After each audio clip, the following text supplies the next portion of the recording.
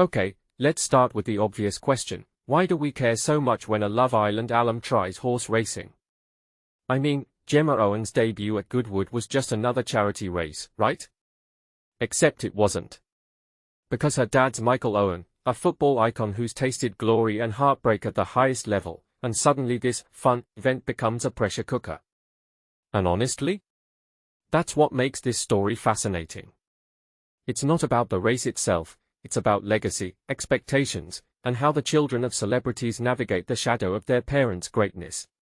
So here's Gemma, former reality TV star, stepping into a sport where split seconds decide winners and losers. She finishes fourth, which, objectively, isn't bad for a debut. But her dad's reaction? A full-on Sir Alex Ferguson impression. Now, if you're not familiar, the hairdryer treatment wasn't just yelling, it was tactical.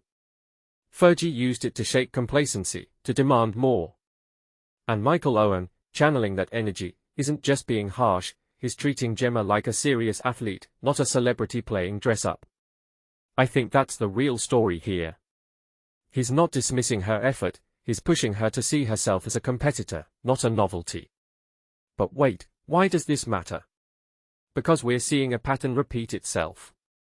Kids of legends often get two choices, live in their parents' world or rebel against it. Gemma's doing neither.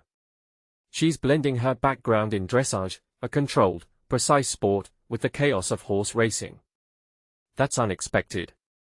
Dressage is art, racing is chaos. And her transition? It mirrors her career moves, from reality TV to this. But here's the twist, she's choosing a path that demands real skill, not just fame. That's bold. And her dad's criticism? It's a sign he respects her enough to hold her accountable. Let's break down the start of the race. She missed it by a long way, according to Michael. Now, casual fans might think, happens to everyone. But here's the deeper layer, in racing, like in life, opportunities vanish in milliseconds. A bad start isn't just luck, it's preparation, reflexes, mindset. And Michael knows this. He's been in moments where one misstep cost a match, a season. So his frustration isn't about ego, it's about understanding how much she's leaving on the table. He's seeing the gap between potential and performance, and that's what's driving him nuts. And yet, she's hooked. Gemma says she wants to win now. Which makes me wonder, is this passion genuine, or is she chasing validation? The answer probably lies in her dressage background. That sport requires discipline, a quiet mental game. Racing? It's adrenaline, split-second decisions. She's swapping control for unpredictability. That's not a random choice, it's a rebellion against her own comfort zone. Which, if you think about it, is the opposite of what people assume about reality TV stars. She's not here for clout, she's here to prove she can adapt. But here's the tension, will her dad's relentless standards become a motivator or a burden?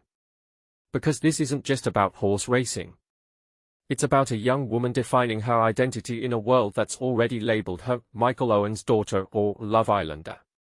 By embracing the grind of racing, she's carving out autonomy.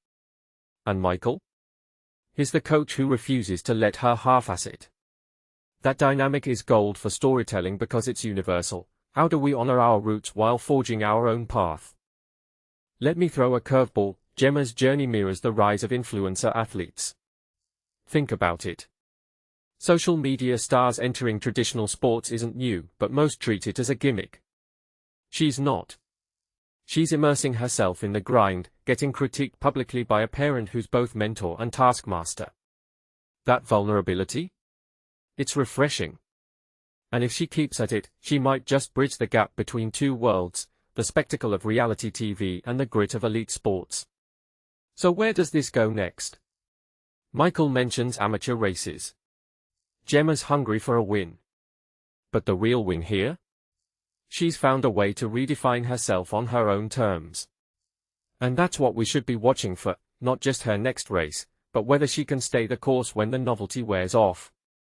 Because that's when the real test begins.